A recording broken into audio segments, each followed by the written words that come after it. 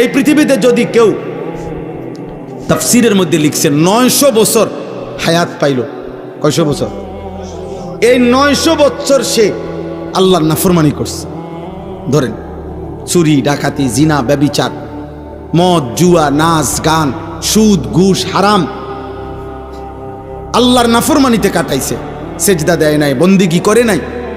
কিন্তু 900 বৎসরে কোনো দিন 1 সেকেন্ডের জন্য হয় কোনো দুঃখ কষ্ট পায় নাই।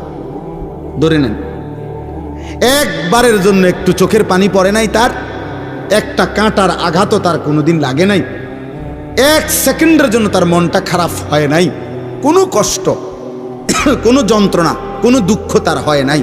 কয়শো বছরে? কিন্তু করছে কি? নাফরমান করছে কি?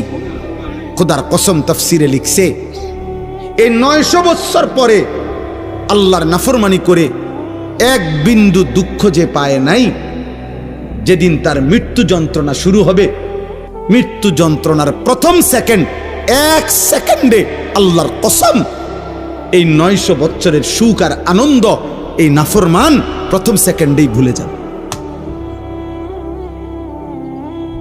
দ্বিতীয় সেকেন্ডে যদি তারে বলা হয়, হে আল্লাহর বান্দা, দুনিয়ার জীবন তুমি কেমনে কাটাইছো, সে বলবে, আয় রব মাওলা, জীবনের সুখ কি জিনিস আমি কোনোদিন দেখি নাই, আনন্দ কাকে বলে মাওলা আমি দেখি নাই।